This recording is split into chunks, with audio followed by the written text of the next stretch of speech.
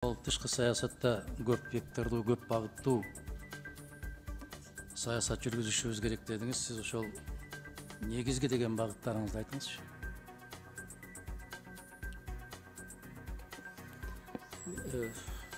Баягы өзүңүздөр билесиздер, Тышкы иштер министрлиги бул инструмент да. Саясат болсо президент өзү определять этет. Ошондуктан мен ойлойт элем, биринчиден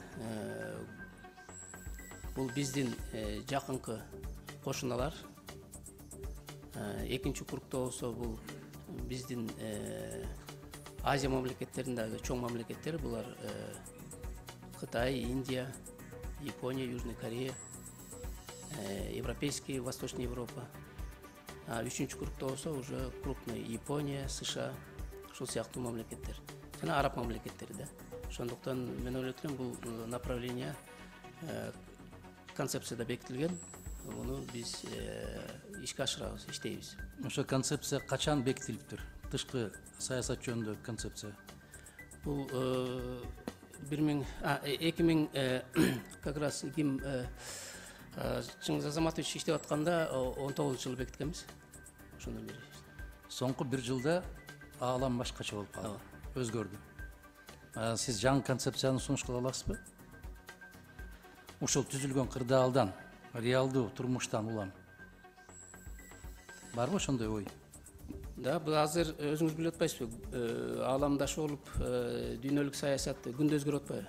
Ошого жараша биз дагы азыр өзүбүздүн анткени концепция бул эме догма эмес да. Аны алмаштырып турса болот. Биз ошо ситуацияга караша биз дагы карап чыгабыз концепцияны. 2007-ден 2009 жылга чейин 2 жыл аралыгында сиз Кыргыз Республикасынын Малайзиядагы элчиси болуп туруптуруз. 2009 жылдан 2013 жылга чейин 4 жыл аралыгында сиз эң чоң өлкөлөр болгон, держава болгон Кытайда элчи болуп туруптуруз. Эмне үчүн сиздин дипломатиялык рангыңыз атайын жана ыйгарым укуктуу кичи элчи? Ал мындай кирбей калса керек. Мен кичи элчини 2004-жылы алгам. Мына ошо кичи элчи ойдон калдыңыз. 2003-жылы, 2004-жылы элчилик рангты алгам. 2004-жылы. Алгансызбы? Мына ошо кагазды биз толтурган жокпуз да. Туурабы?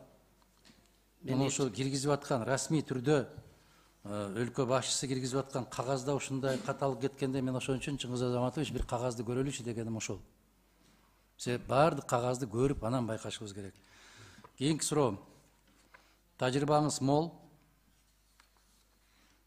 Бизде Кыргызстанда көп бир жерде тынымсыз иштеп аткан кишилер эки нерсеге жооп бериш керек да. Биринчиси өтө чоң адис болуш керек, экинчиси эч качан өзүнүн оюн билдирбеген киши болуш керек да.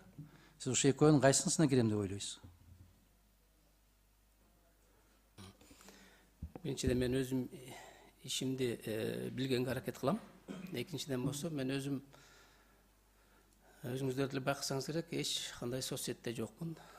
Эл менен өзүм мындай байкап иштегенди жакшы көрөм. Мен өзүм ошондой. Мен сизди саясатка киргенден бери карап жүргөн киши катары айтып атам да. Эч качан оюңузду билдирбейсиз да. Бул кандай сапат? Элчиликке жакшы сапатпы же кандай дипломатияга? Мен муну сурап атканымдын себеби, айтыңызчы. Бизде Кыргызстанда элчилер кайсы критерийлер менен дайындалып атат? Бирөөнү кызматтан бошотту дагы, ал чыкпай туруш үчүн бир жакка кетириш керек болуп калды. Анын даярдыгы барбы, жокпу, мамлекеттик тажрыйбасы барбы, жокпу, ал боюнча маселе жок.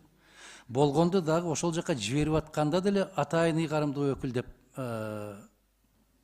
улуу наам берип коюп жиберип атат. Бул кандай бул? Кандай? Кайсы мамлекеттерде ушундай практика бар? Бул баягы биздин мамлекеттеги айтат элем, болезнь роста болуш керек. Анткени 30 жыл деп айтып атпайбы? 30 жыл деп. 30 жылда чоңойбогон өлкө бул кандай өлкө болот? 30 жыл мамлекет үчүн бир кичинекей эле шаг да. Есть государство по 200 лет, по 500 лет. Мен ойлойт элем, бул системага келебиз буюрса. Анткени биринчиден элчиликке профессионалдар даярданыш керек, тил билиш керек. Экинчиден болсо ошо специализированный бир мамлекеттерге специализированный специалисттер жибериш керек. Анткени Анткени атайын өзүнүн спецификасы. Мисалы Кытайга Япония просто так барып иштей албайсыз. Туура. Бирок өзүңүз билесиз, ар бир мамлекетте дагы саясий кызмат тапшырууда болот. Анткени президент өзү определяет внешнюю политику и өзүнүн кишилерин дагы жибергенге өзүлөрүнүн мүмкүнчүлүгү бар. Мен ушуну айткым келип атат да. Мисалы караңыз, СССР мезгилиндеги элчилердин корифеи болгон Андрей Андреевич Громыканы өзүңүз билесиз, 30 жылга жакын министр болду. Памятный деген 2 томдугу бар.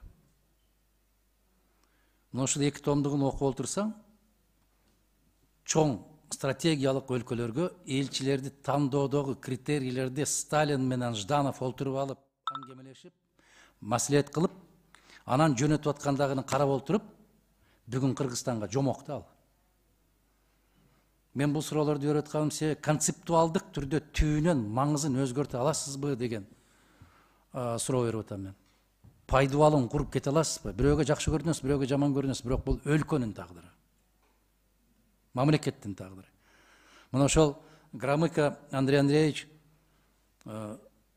Америкага элчи эмес, элчиликке кызматка бараткандагы Сталин менен болгон маегин адамдын эсине оодарат да. Менимче биздин өлкө башчылары кай өлкөдө ким элчи экенин деле билбейт. Мына ушундай алишемдиктер болуп атат да. Мен кээде ушул массалык маалымат каражаттарынан баланчы жерге элчи болуп кетти дегенде башыңды кармап каласың да. Ушунчалык дүйнөгө, ушунчалык мамлекетке зыянкечтик келтирүүнүн кажети барбы дегендей кылып да. Бизде үйлөнбөгөн жигиттерди деле улуу державаларга элчи кылып жиберип атат. Эч кандай бир саясий же мамлекеттик тажрыйбасы жок жигиттерибизди, кыздарыбызды алысыраак туруп турсун деп улуу державаларга элчи кылып жиберип атат. Ушул практиканы токтото алам деп ишенимдүү түрдө айта аласызбы? Токтотом мен ушуну депчи. Мен мүмкүн болгон аракетимди жумшайм. Анткени мен өзүм заводил болуп иштедим да. Көп сиз айткандай көп кадрлар өттү. Кээде айтууга туура келди. Токтото алып калдыңызбы? Бир-эки өчүсүн токтото алдыңызбы? Да. Токтото алганга аракет кылдык. Мен ойлоп атам, мындан ары баягы мамлекет стабилдешип, түз иштегенде бул ситуацияга өзгөрткөнгө аракет кылабыз.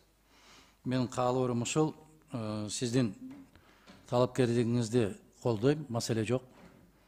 Баягы көзгө басар адистер аз калды.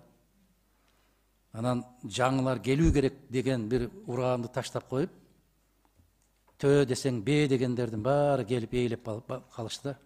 Айрыкча Кыргыз Республикасындагы тышкы саясатта, коргонуу саясатында дасыккан илимдүү, билимдүү инсандар, мына сиз сыяктуу бардык тепкичтерди басып өткөн азаматтардын келиши бул биздин мамлекетибизге жакшы. Бирок сизден сураныч ушул, мен жана айттым, бир жерде жылбай иштеш үчүн түк күн чыкпай дым бир сөз айтпаш керек да. Дың деген сөзүң үнүңдү чыгарбай гана көрүнбөй отура берип, тымпыйып. Мына ушундай болсо өсө берет да бизде Кыргызстанда. Жакшы жигит болуп.